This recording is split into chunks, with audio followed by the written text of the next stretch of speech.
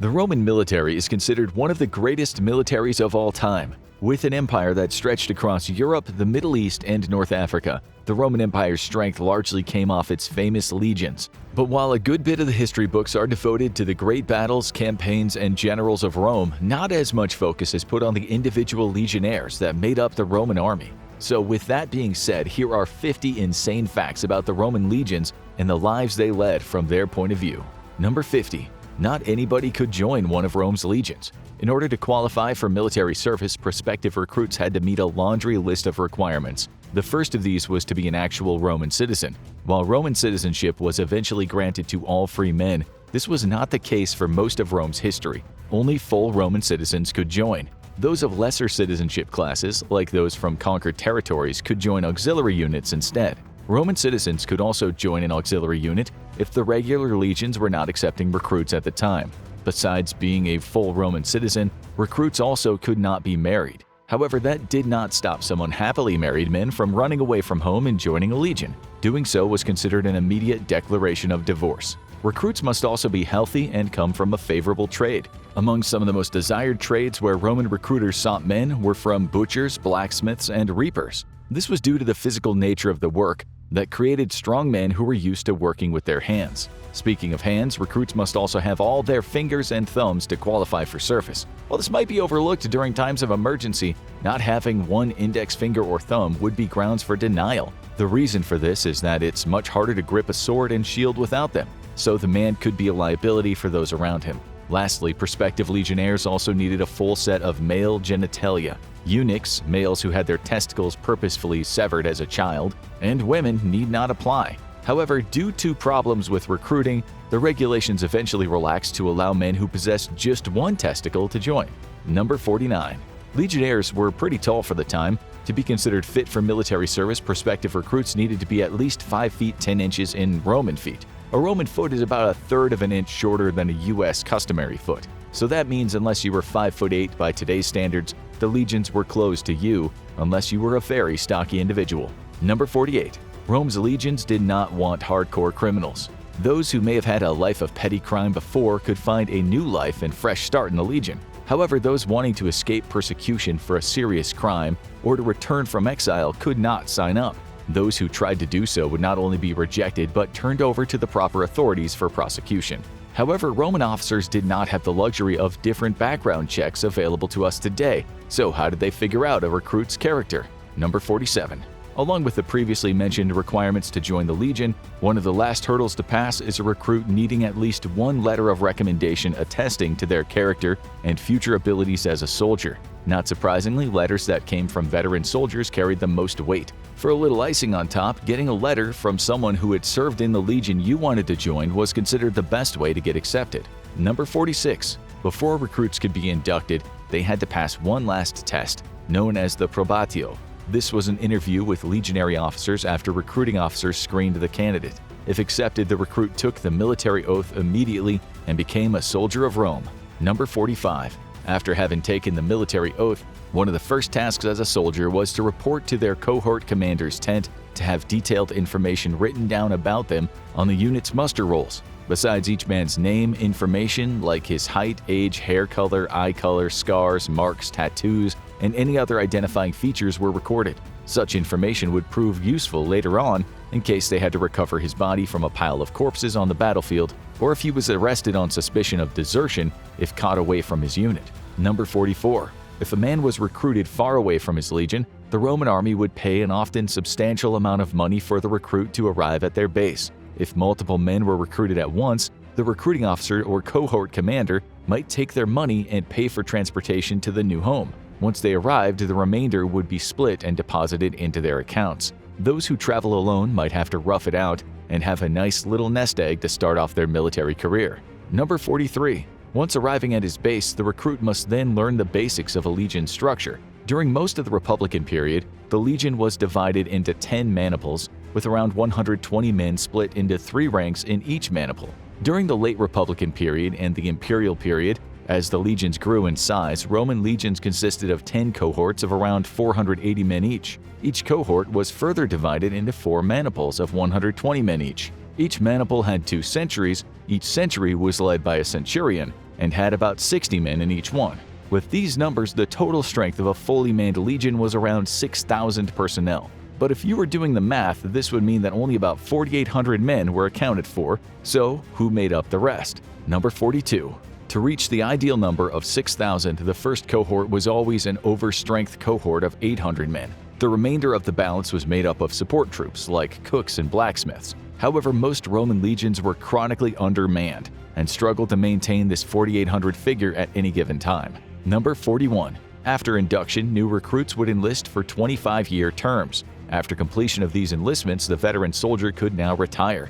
The process of retirement payments in the form of land or cash began in earnest during the end of the Republican period. To save the Roman treasury money over time, Octavian, later Emperor Augustus, seized land from wealthy individuals or sold grain to pay cash retirement bonuses to soldiers who did not want land. It was not until the year 6 AD that Augustus created the official military treasury, which was funded through his generous donation equivalent to around $500 million in today's currency, along with a variety of taxes. This fund would eventually pay for equipment, salaries, and retirements of Roman soldiers for the next several hundred years. Number 40. Each legion had its own unique identity. Some legions have been around for hundreds of years, while others might only last a few decades. Where a legion was stationed largely dictated its units' customs, traditions, and courtesies. Additionally, legions that were wiped out or surrendered were removed from standard naming conventions. For example, the 17th, 18th, and 19th legions were annihilated in the Battle of Teutoburg Forest in 9 AD. Rome never used those unit designations ever again. Number 39.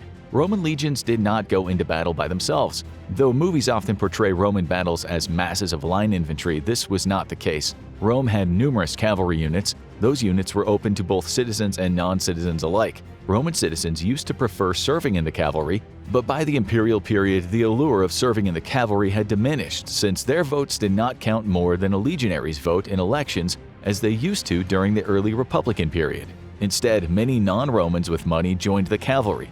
These units were pretty useful both before, during, and after battle. During the battle, Roman cavalry was used to create diversions or strike an enemy's flank when he was weak. Before the battle, cavalrymen were used as scouts and reported enemy movements. After the battle, these troops moved ahead to cut down fleeing enemies, while legionnaires rested after a hard day of fighting.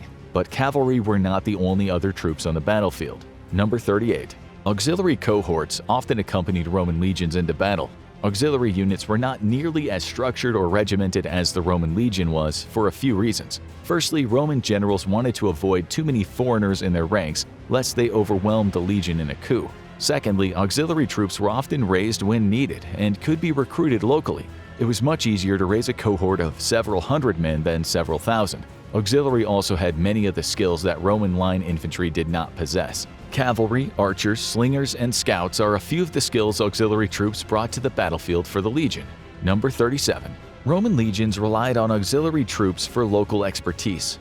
Though usually posted in one area, it was pretty common in times of emergency or war for entire legions to cross the empire. For example, during the Parthian Wars, several legions were called from Britain and along the Rhine to fight in the Middle East. Auxiliary troops were crucial to gain local knowledge of these areas. These soldiers understood local customs and traditions, could speak local languages, and their methods of warfare were suited to the local area. For instance, keeping Batavian infantry who were excellent swimmers in the Rhine area was a smarter move than transferring them to the deserts of North Africa. Number 36. Beyond providing Roman legions with local expertise, the Roman army integrated them fully into their battle plans. Auxiliary units would be expected to scout ahead of the main army. They often conducted most of the foraging duties, as well as briefing Roman commanders on the most likely course of action the enemy would take. As the fight unfolded, auxiliary units often conducted the first preliminary skirmishes to bloody the enemy, kept enemy cavalry off the legion's flanks, pelted the enemy with arrows or slingshot rounds, and held broken ground or hilly areas that were difficult to maintain by legion formations. Lastly, if required, they sometimes stood shoulder to shoulder with legionnaires in the thick of the fighting. Number 35. Roman soldiers had to purchase their own equipment. Before the advent of the military treasury, Roman citizens of poorer backgrounds were limited in the quality of equipment they could buy. However, as the Roman army began foregoing property requirements and looked solely at those who were citizens of the empire and fit enough, the military could pay for a legionnaire's equipment and deduct the costs from his salary. Number 34. The basic equipment of each legionary was tailored for uniformity across the legion. Military sandals with hobnails and tunics could be privately purchased, but the same tailor or shoemaker often supplied a local legion with these pieces of equipment. For example, there was no standard tunic in the Roman army. The color and fabric type varied depending on where the unit was posted. Those in Britain might have a woolen tunic, while those in Syria would probably have lighter linen ones. But what about Roman armor? Number 33. Armor worn by legionnaires fell into two broad types. There was the classic chainmail, which was preferred by the auxiliaries, and scale armor. Scale armor, known as lobster-style armor, was preferred and is often worn by legionnaires in movies and documentaries. The basic lobster-style armor was comprised of a series of steel plates fixed to figure-hugging iron bands attached to a leather frame. Because of this, each legionnaire must be personally fitted for his armor, almost like a suit. Number 32. Roman helmets were designed with survivability in mind. While older bronze helmets of the Republican period might have had colorful plumes and other features meant to distinguish soldiers in battle, by the imperial period, these iron helmets were perfectly designed to provide maximum protection. Made primarily in Gaul, as Roman troops believed the locals there made better helmets than in Italy, the helmet had several distinct features to protect the wearer. The first of these was a strong crossbar above the forehead. The crossbar's intended purpose was to deflect downward blows meant to cleave the Roman soldier's head in half. Along the sides of the wearer's heads were plates that stretched down the soldier's ears and cheeks. These were meant to deflect glancing blows from missile hazards like javelins and arrows. At the back of the helmet, the reverse brow extended back to protect the backside of the soldier's neck. Should he fall down in battle or an enemy get behind him, it would be much more difficult to cleave off his head with this protecting him. Number 31. Roman shields had an equal amount of thought put into them, ensuring they'd maximize survivability. Besides armor, the legionnaire shield protected against incoming sword blows and spear jabs. The shield's base was created using a combination of 3 different layers of wood. Each layer brought different qualities to the shield, such as birch for flexibility and oak for strength. The layers were carefully glued together, ensuring the wood grain was at right angles to the preceding layer. Wooden beams provide additional support for the shield. With the base made, the outer part of the shield is covered with a metal plate. On top of that metal plate was either a piece of fabric or leather. The painting that went on top of each shield varied from legion to legion, depending on the customs and traditions of that unit. Number 30. Part of the reason why Rome's armies were so dominant was because they possessed superior, standardized swords. Though several variations emerged over the centuries, the most common Roman sword was the gladius. The standard gladius was 18 to 22 inches long and about 2 inches wide. It was made of high-quality steel and was primarily designed to be used as a stabbing weapon. Uniquely for a stabbing sword, the gladius did not have blood grooves that allowed air into wounds. Instead, the sword would get stuck inside a hapless enemy, and only a firm twist and pull could release it for another blow. Combined with being a well-balanced sword and having a tight handle made out of bone or rawhide, the gladius was Rome's short-range killing machine. Number 29.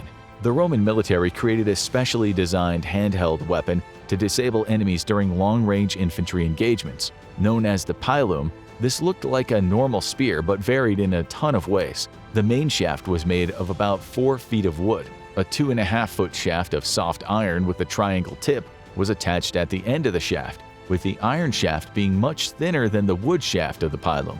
Sometimes a lead weight was added near the wood shaft's end. The purpose of the pilum was to be used as an expendable long-range weapon that could not be thrown back at the legions. Once embedded in an enemy shield, the weapon renders it useless until it's pulled out. If a legionnaire missed and hit the ground, the pilum would shatter, or its metal shaft would bend in a way that could not be used again. But if the weapon happened to hit a man, it was more than capable of going through armor and flesh. Number 28. Besides carrying weapons and armor, Roman soldiers also carried a wide variety of tools and other kit for use in the field. One of the most basic of these tools was the Roman pack. Under the reforms of Marius, Roman soldiers were expected to carry a good portion of their personal property. Doing so prevented huge baggage trains that both slowed the legion down and presented a tempting target to raiders. The Roman soldier's pack was a simple 4-foot-long pole with a crossbar. A soldier could hang his pack with a cloak, cooking utensils, shovel, water flask, and rations. Number 27. Despite carrying a good amount of personal kit, the Roman army allowed 1 pack mule per squad of 8 men to carry things like their tent and other camping equipment. Number 26. Once a unit received a new recruit, he was put through a gradual stage of training by a fellow legionnaires. The first of those stages was learning how to march. To start with, a squad of trainees was expected to march 20 miles in 5 hours and 40 miles in 12 hours. Once they could achieve this without wearing any equipment, they donned a complete set of armor and weapons to repeat the tests with a full combat load. Number 25. The first enemy a Roman soldier faced was a wooden post. It's here that new soldiers learn the art of swordplay. Training sessions are almost always held outside in the rain, heat, or snow. Soldiers practice their strikes against the wooden posts, sometimes with their own equipment, but often with wooden swords and shields. These wooden arms are purposefully made to be heavier than their actual equipment to build strength in their troops. Number 24.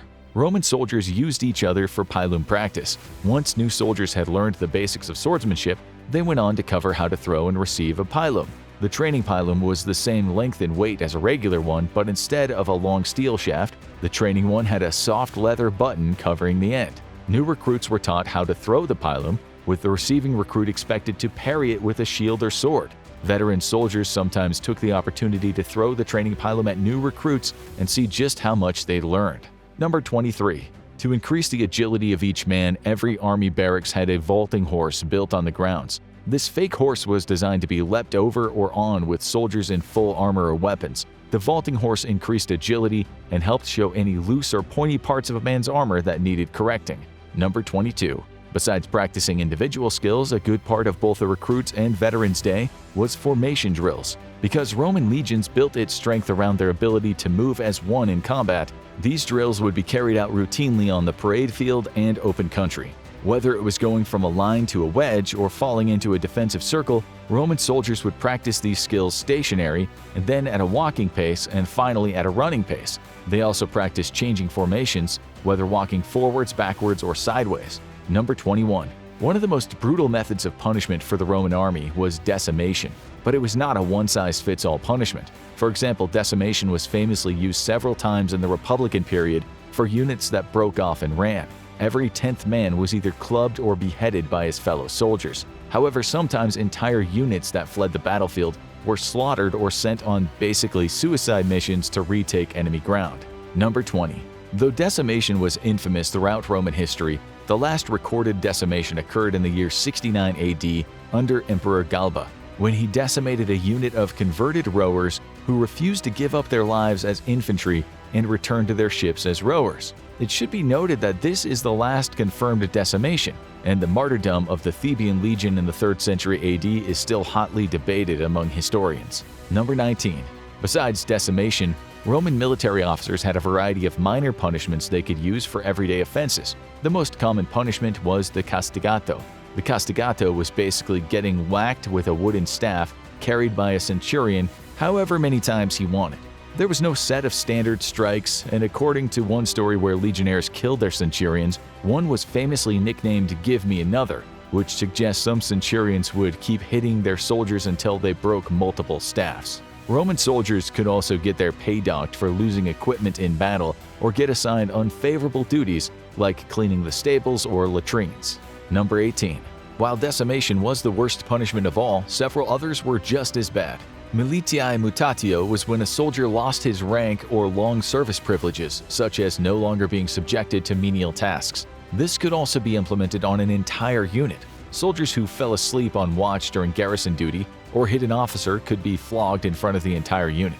Those who fell asleep on guard duty during campaigns would be beaten to death by their comrades. Units could also be punished. Units that fled in the face of the enemy may be forced to lose their meat and wheat rations. Instead, they were forced to eat barley, which was given as animal fodder, and sometimes forced to pitch their tents outside the safety of the camp's walls until the unit proved itself in battle again. Number 17. Roman enlisted men had a very distinct hierarchy of ranks, each with different rights and privileges. At the very bottom of the totem pole was the munifex. A munifex is the newest recruited soldier who had not passed any training yet. These troops are the lowest of the low and routinely carry out all the tasks no one else wants to do, like cleaning latrines, stables, carrying water, or collecting wood. Once a soldier's been trained enough to earn his place, he is considered an immunis. Most soldiers spend their entire careers at this rank. The soldiers here are divided into two groups: those who know or learn a special skill, such as carpentry, blacksmithing, plumbing, etc., will continue their service by carrying out those special skills. Those who did not learn a trade are still expected to carry out tasks like carrying water and cleaning latrines. Because of this, an immunis must learn a skill he enjoys to avoid backbreaking manual labor. The most desired enlisted position would be the rank of principales. These positions were few in number and were some of the most vital in the century. For example, there was one position where the legionary carried out the watch rotations, or another who would serve as second in command if the centurion fell in battle. Number 16. Roman officer ranks were also structured based on a strict hierarchy of seniority. Centurions almost exclusively had risen through the ranks. They gained this position through either merit, bravery, or both. These officers were the workhorses of the legion's leadership, of which there were about 60. Commanding each cohort is a tribune. While not in battle, the next higher officer became the camp prefect. This person was always the most senior centurion who ran the day-to-day operations of the camp. Just above him would be the second in command.